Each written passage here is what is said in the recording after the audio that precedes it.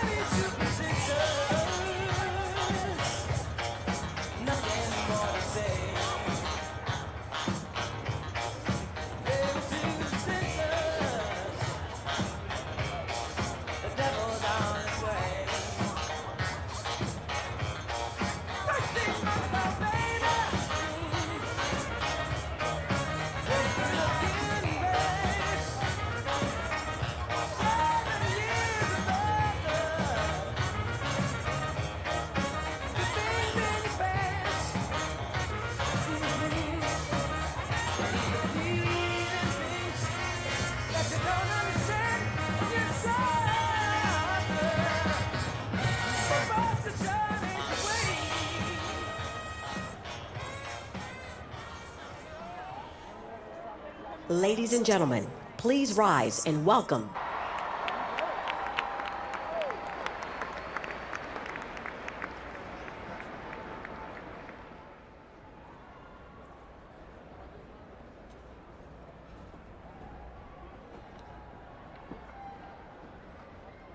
Oh, say, can you see early light? What so proudly we held as the twilight's last gleaming, whose broad stripes and bright stars through the perilous fight o'er the ramparts we watched were so gallantly streaming, and the rockets' red glare, the bombs bursting air, gave proof through the night that our flag was still there. Oh, single banner again wave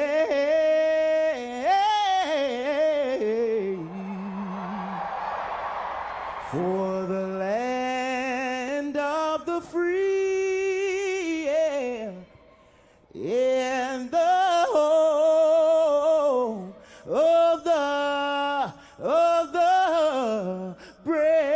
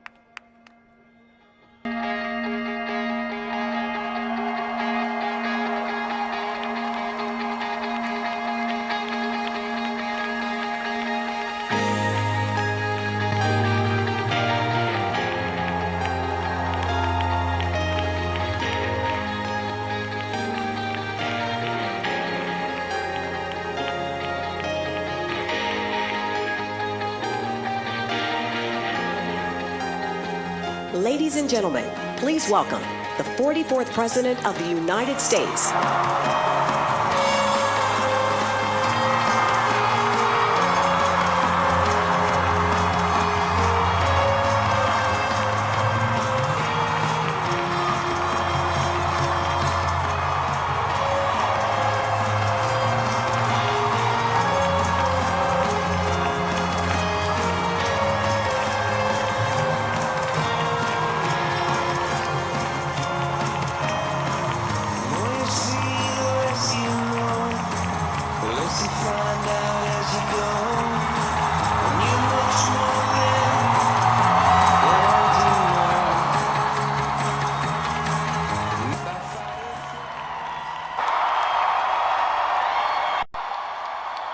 It's good to be home.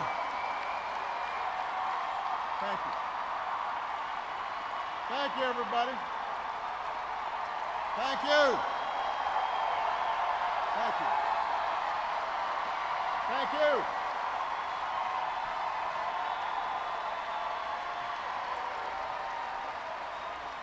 Thank you so much. Thank you. Thank you. Thank you. It's good to be home. Thank you. Thank you. Thank you. Oh. Thank you. Thanks. All right, everybody sit down.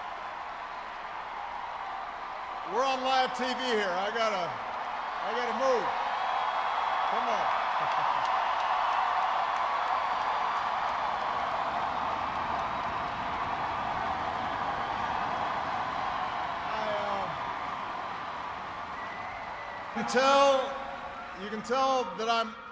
You can tell that I'm a lame duck because nobody's following instructions. Everybody have a seat.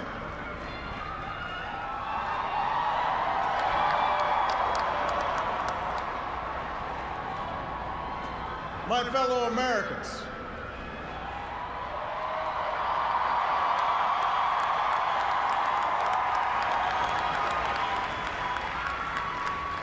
Michelle and I have been so touched by all the well wishes that we've received over the past few weeks.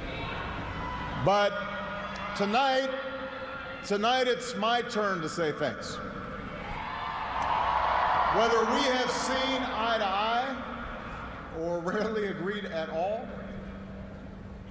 my conversations with you, the American people, in living rooms and in schools, at farms, on factory floors, at diners, and on distant military outposts. Those conversations are what have kept me honest and kept me inspired. Learn from you. You made me a better president, and you made me a better man. So I first came to Chicago when I was in my early 20s, and I was still trying to figure out who I was, still searching for a purpose in my life. And it was a neighborhood not far from here where I began working with church groups in the shadows of closed steel mills. It was on these streets where I witnessed the power of faith and the quiet dignity of... I can't do that.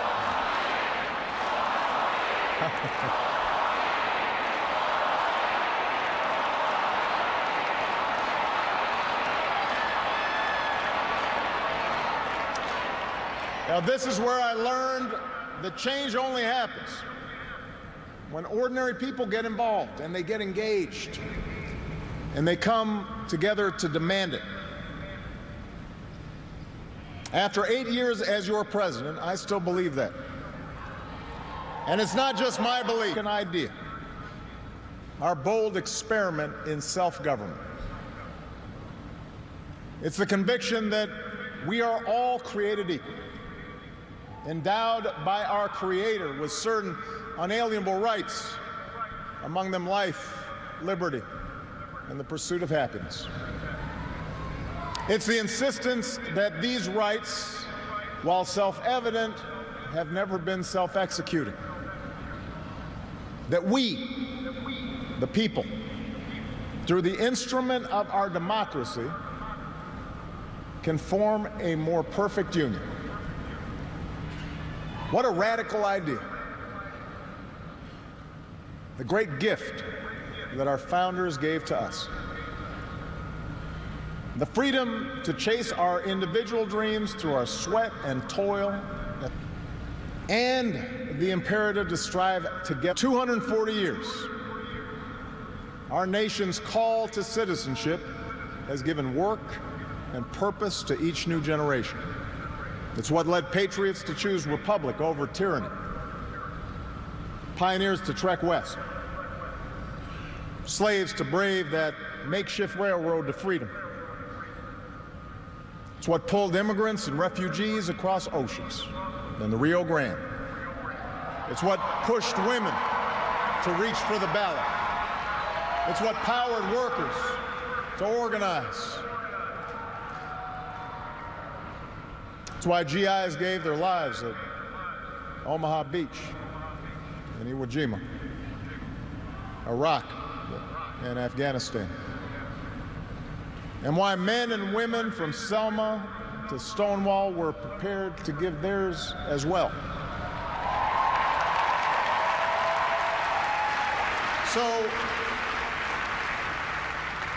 So that's what we mean when we say America's exceptional. Not that our nation's been flawless and make life better for those who follow. Yes, our progress has been uneven. The work of democracy has always been hard. It's always been contentious. Sometimes it's been bloody. For every 2 steps forward, it often feels we take 1 step back. But the long sweep of America has been defined by forward motion, a constant widening of our founding creed to embrace all, and not just some.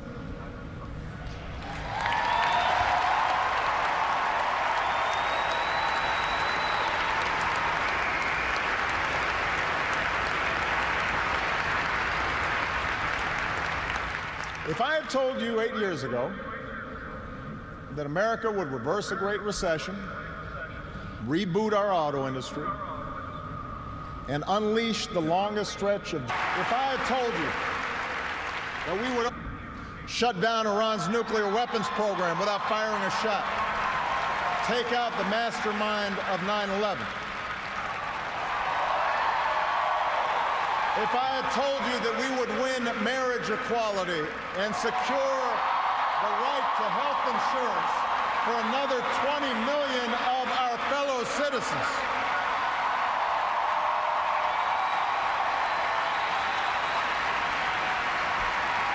if I had told you all that, you might have said our sights were set a little too high. But that's what we did. That's what you did. And because of you, by almost every measure, America is a better, stronger place.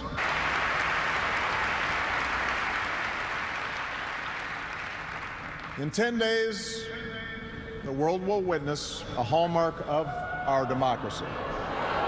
No, no, no, no, no.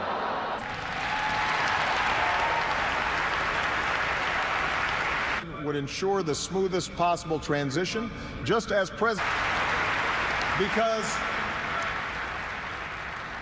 it's up to all of us to make sure our government can help us meet the many challenges we still face. We have what we need to do so. We have everything we need to meet those challenges. After all, we remain the wealthiest, most powerful, and most respected nation on earth. Our youth, our drive, our diversity and openness, our boundless capacity for risk and reinvention means that the future should be ours. But that potential will only be realized if our democracy works. Only if our politics better reflects the decency of our people. Only if all of us, regardless of party affiliation or particular interests, help restore the sense of common purpose that we so badly need right now. And that's what I want to focus on tonight: the state of our democracy. Understand, democracy does not require uniformity. Our founders argued, they quarreled, eventually they compromised. They expected us to do the same. But they knew that democracy does require a basic sense of solidarity. The idea that for all our outward differences, we're all in this together, that we rise or fall as one.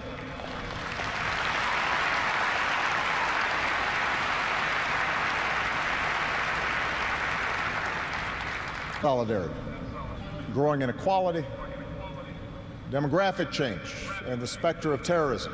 These forces haven't just tested our security and our prosperity, but are testing our democracy as well.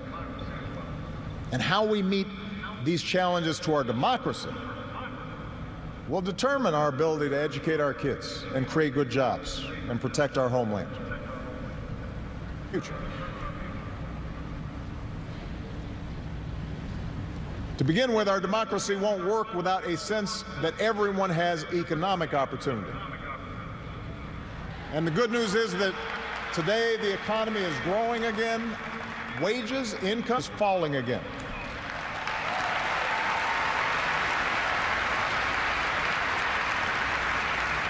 The wealthy are paying a fair share of taxes, even as the stock market shatters records. The unemployment rate is near a 10-year low. The uninsured rate has never, ever been lower.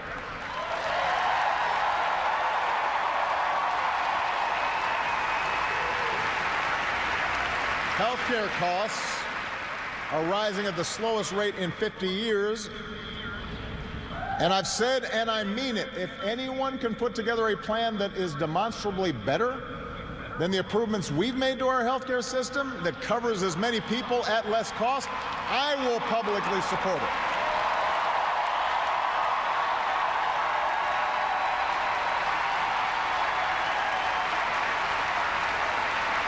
Because that, after all, is why we serve. Not to score points or take credit, but to make people's lives better. But for all the real progress that we've made, our economy doesn't work middle class and ladders for folks who want to get into the middle class. That's the economic argument, but stark inequality is also corrosive to our democratic idea.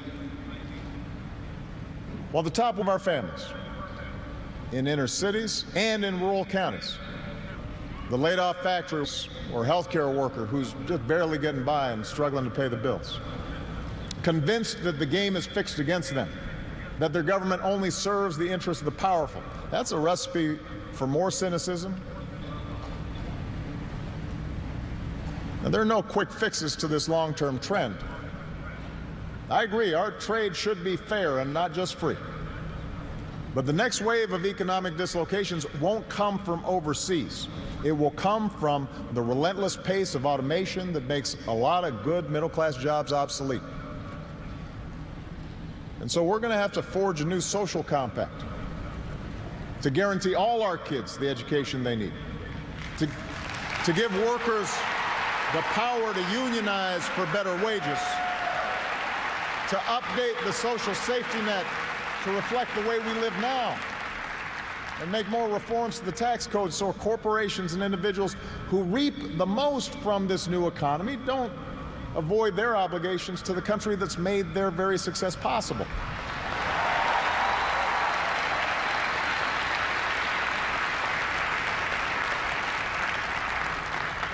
We can argue about how to best achieve these goals, but we can't be complacent about the goals themselves. For if we don't create opportunity for all people, the disaffection and division that has stalled our progress will only sharpen in years to come. There's a second threat to our democracy, and this one is as old as our nation itself. After my election, there was talk of a post-racial America. And such a vision, however well intended, was never realistic. Race remains a potent and often divisive force in our society. Now, I've lived long enough to know that race relations are better than they were 10 or 20 or 30 years ago, no matter what some folks say. You can see it not just in statistics, across the political spectrum. But we're not where we need to be. And all of us have more work to do.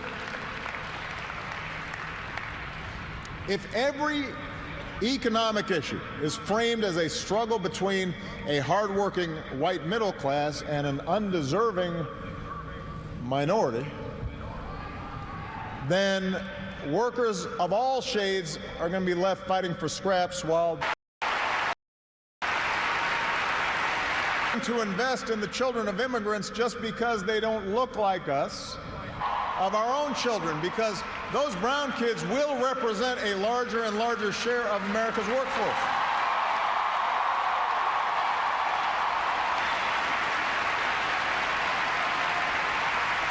We have shown that our economy doesn't have to be a zero-sum game. Last year, incomes rose for all races, all age groups, for men and for women. We need to uphold laws against discrimination in hiring and in housing and in education and in the criminal justice system. That is what our Constitution and our highest ideals require.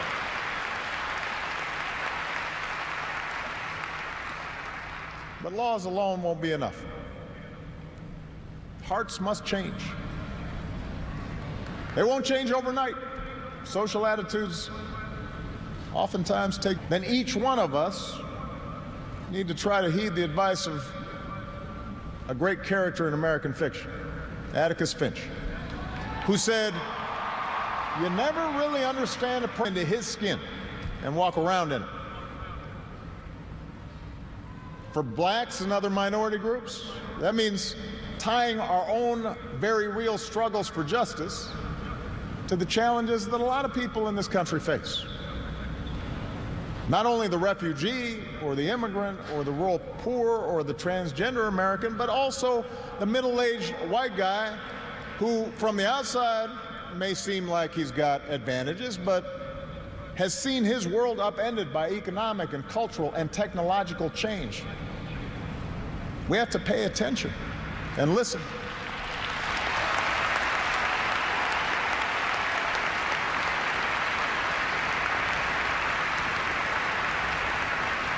For white Americans, it means acknowledging that the effects of slavery and Jim Crow didn't suddenly vanish in the 60s.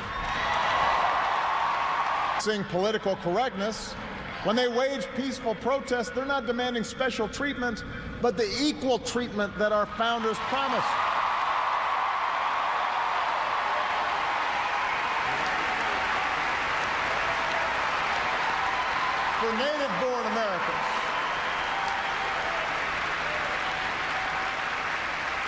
For native-born Americans, it means reminding ourselves, hey, we're said almost word for word about the Irish and Italians and Poles, who it was said were going to destroy the fundamental character of America.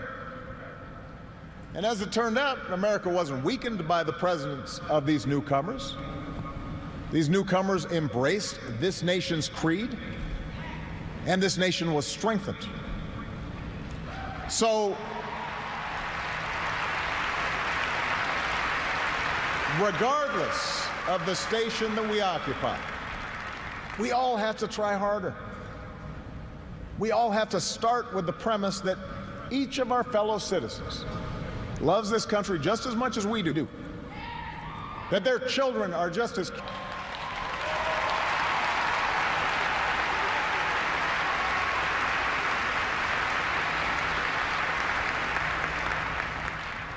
and that's not easy to do. For too many of us, it's become safer to retreat into our own bubbles, whether in our neighborhoods or on college campuses or places of worship, or especially our social media feeds. Surrounded by people who look like us and share the same political outlook and never challenge our assumptions. And the rise of naked partisanship, the splintering of our media into a channel for every taste, all this makes this great sorting seem natural, even inevitable. And increasingly, we become so secure in our bubbles, true or not, that fits our opinions, instead of basing our opinions on the evidence that is out there.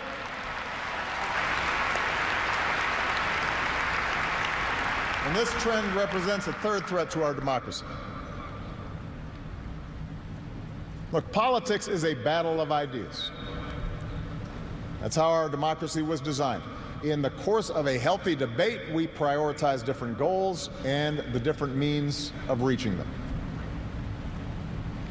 But without some common baseline of facts, without a willingness to admit new information, and concede that your opponent might be making a fair point, and that science and reason make compromise impossible.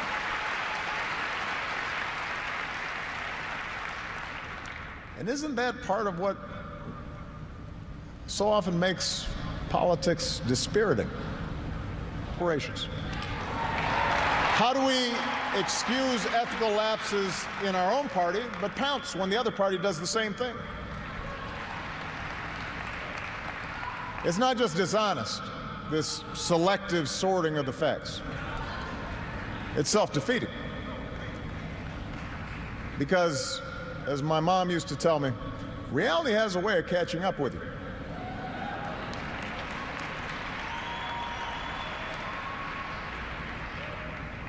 Take the challenge of climate change. In just 8 years, we've halved our dependence on foreign oil. We've doubled our renewable energy. We've led the world to an agreement that has the promise to save this planet.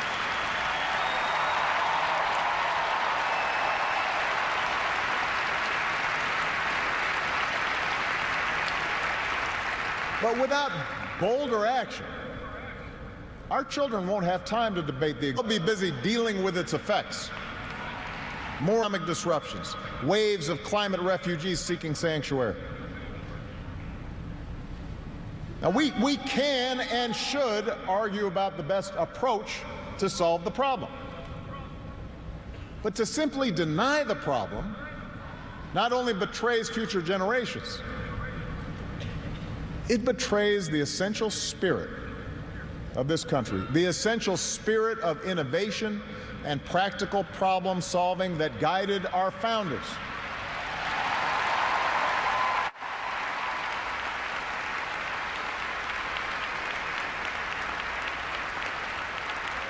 It is that spirit. It is that spirit born of the Enlightenment that made us an economic powerhouse. The spirit that took flight at Kitty Hawk and Cape Canaveral. The spirit that cures disease and put a computer in every pocket. It's that spirit, a faith in reason and enterprise, and the primacy of right over might that allowed us to resist the lure of fascism and tyranny during the Great Depression, that allowed us to build a post-World War II order with an order based not just on military national affiliations, but built on principles, the rule of law, and an independent press.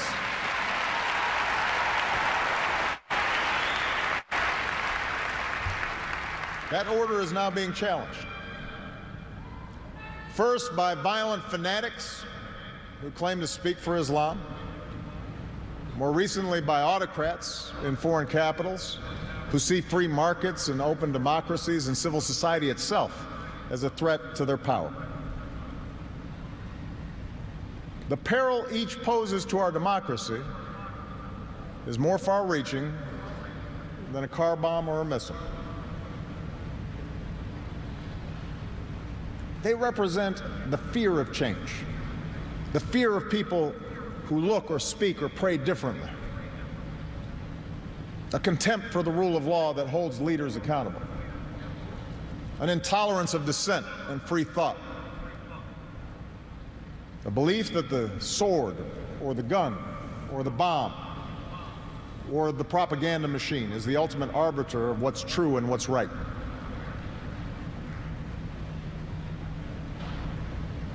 Because of the extraordinary courage of our men and women in uniform, because of our intelligence officers and law enforcement and diplomats who support our troops, no foreign terrorist organization has successfully planned and executed an attack on our homeland these past 8 years. And although Boston and Orlando and San Bernardino and Fort Hood remind us of how dangerous radicalization can be, our law enforcement agencies are more effective and vigilant than ever. We have taken out tens of thousands of terrorists, including bin Laden. The global coalition we're leading against ISIL has taken out their leaders, and no one who threatens America will ever be safe. And to all who serve or have served, it has been the honor of my lifetime to be your commander-in-chief. And we all owe you a deep debt of gratitude.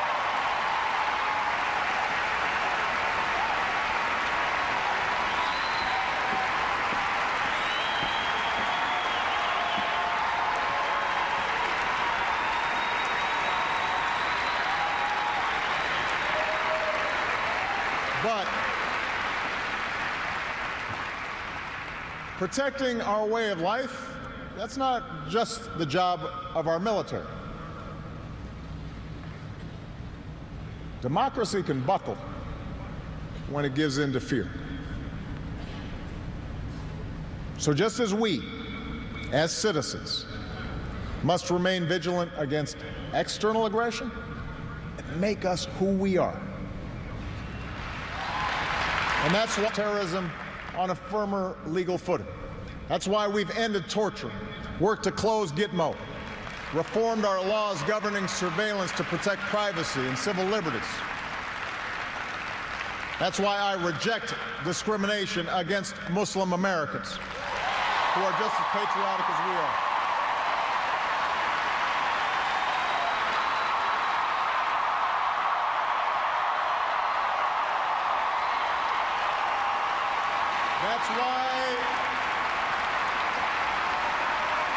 That's why we cannot withdraw.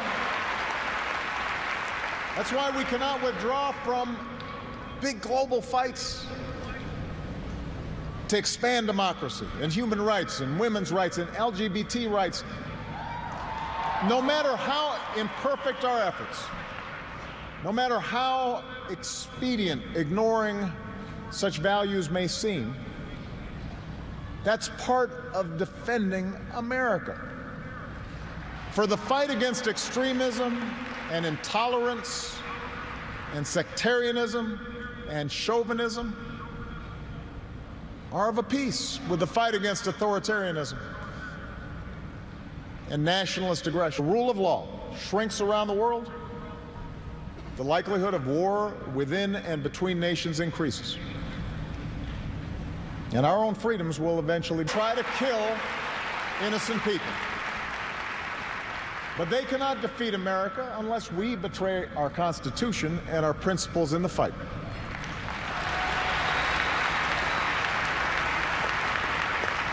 Rivals like Russia or China cannot match our influence around the world unless we give up what we stand for and turn ourselves into just another big country that bullies smaller neighbors.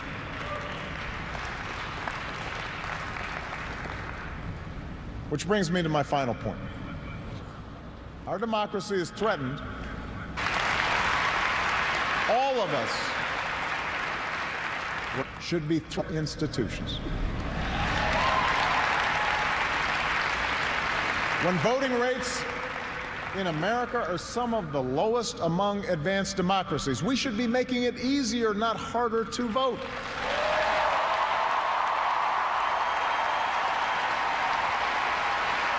When trust in our institutions is low, we should reduce the corrosive influence of money in our politics and insist on the principles of transparency and ethics in public service. When Congress is dysfunctional, we should draw our congressional districts to encourage politicians to cater to common sense and not rigid extremes.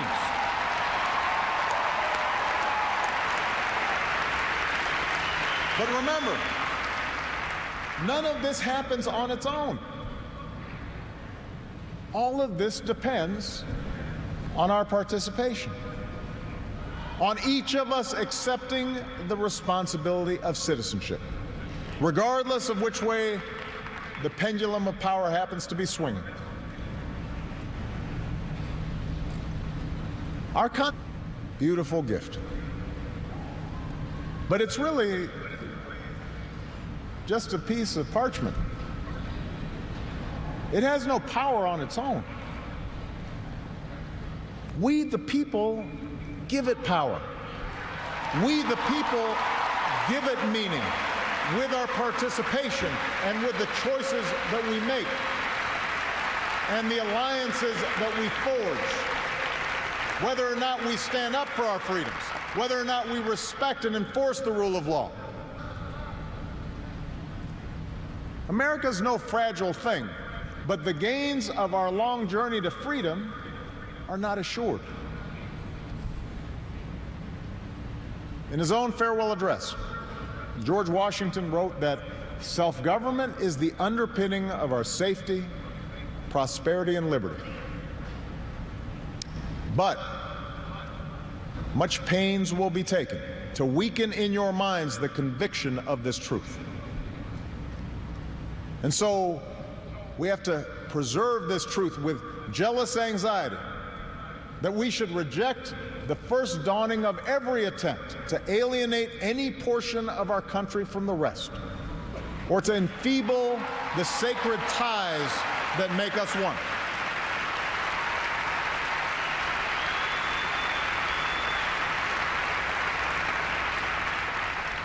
America, we weaken those ties when we allow our political dialogue to become so corrosive that people of good character aren't even willing to enter into public service. So coarse with rancor that Americans with whom we disagree are seen not just as misguided, but as malevolent. We weaken those ties when we define some of us as more American than others, when we write off the whole system as inevitably corrupt, and when we sit back and blame the leaders we elect without examining our own role in electing them.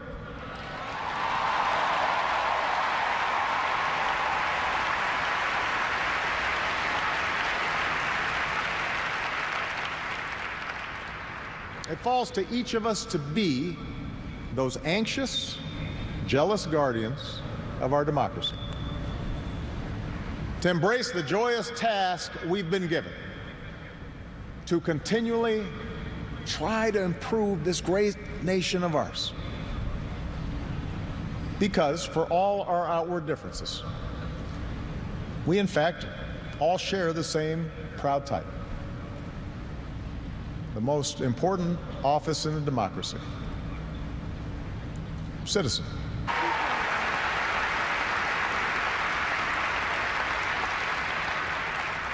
So you see, that's what our democracy demands. It needs you. Not just when there's an election, not just when your own narrow interest is at stake, but over the full span of a lifetime. If you're tired of arguing with strangers on the internet, try talking with one of them in real life.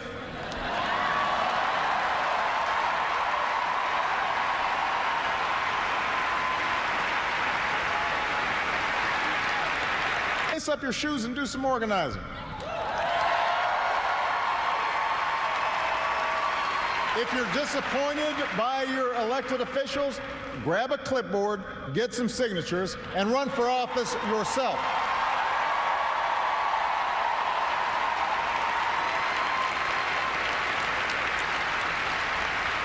Show up. Dive in. Stay at it. Sometimes you'll win. Sometimes you'll lose. Presuming a reservoir of good. But for those of us fortunate enough to have been part of this work and to see it up close, let me tell you, America and in Americans will be confirmed. Mine sure has been. Over the course of these 8 years, I've seen the hopeful faces of young graduates and our newest military officers. I have mourned with grieving families, searching for answers, and found grace in Charleston Church. I've seen our scientists help a paralyzed man regain his sense of touch. I've seen wounded warriors who at points were given up for dead walk again. I've seen our doctors and volunteers rebuild after earthquakes and stop pandemics in their tracks. I've seen the youngest of children of our obligations to care for refugees or work for peace, and above all, to look out for each other.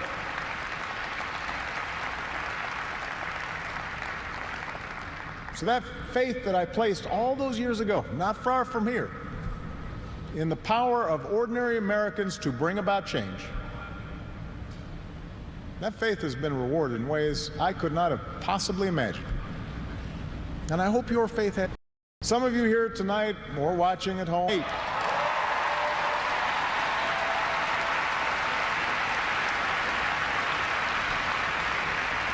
off. Let me tell you, you're not the only ones. Michelle,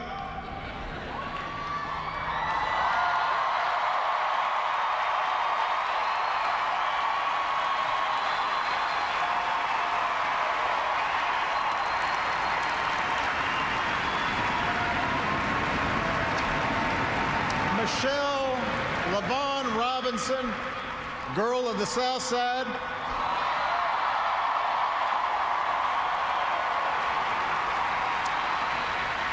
For the past 25 years, you have not only been my wife and mother of my children, you have been my best friend.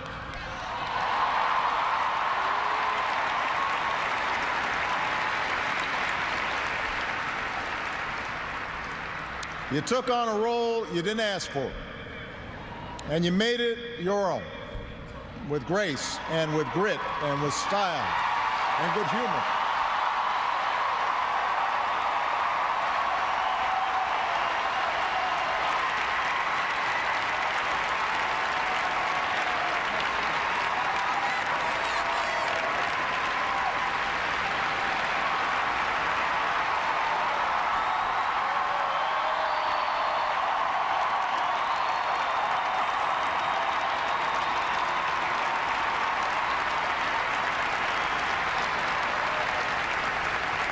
You made the White House a place that belongs to everybody.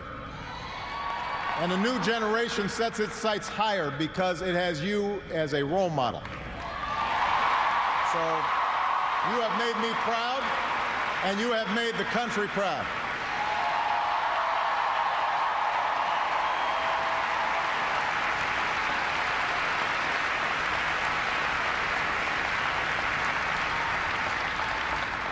Malia and Sasha, under the strangest of circumstances, you have become two amazing young men. You are kind, and you are thoughtful, and you are full of passion.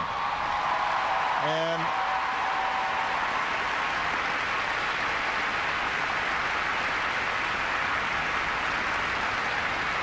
you wore the burden of years in the spotlight in my life.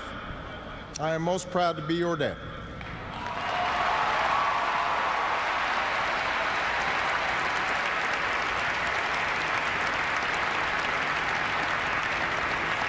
To Joe Biden,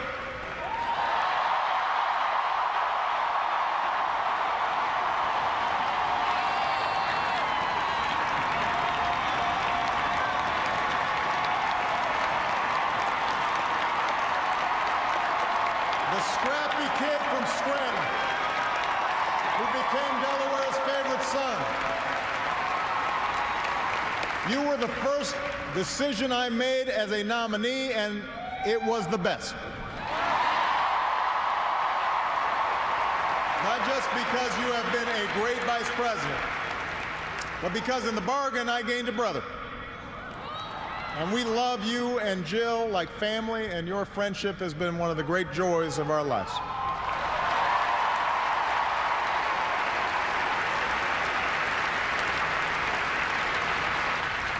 To my remarkable staff,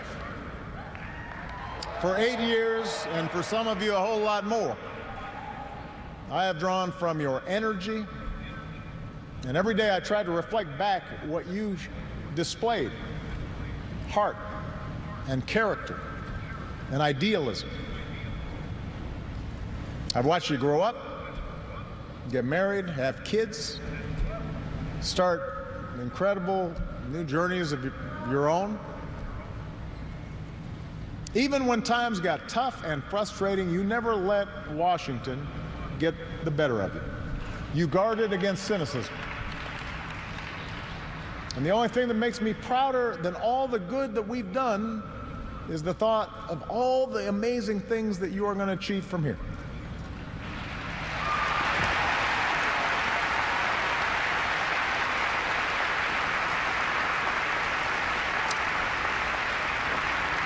And to all of you out there, every organizer who moved to an unfamiliar town, every kind family who welcomed them in, every volunteer who knocked on doors, every young person who cast a ballot for the first time, every American who voted for, and I will be forever grateful, because you did change the world. You did. And that's why I leave this stage tonight even more optimistic about this country that has not only helped so many Americans, it has inspired so many Americans, especially so many young people out there, to believe that you can make a difference, to hitch your wagon to something bigger than yourselves. Let me tell you, this generation coming up, unselfish, altruistic, creative, patriotic, I've seen you in every corner of the country. You believe in a fair and just and inclusive America. You know that constant change has been America's hallmark, that it's not something to fear, but something to embrace. You are willing to carry this hard work of democracy forward. You'll soon outnumber all of us, and I believe as a result, the future is in good hands.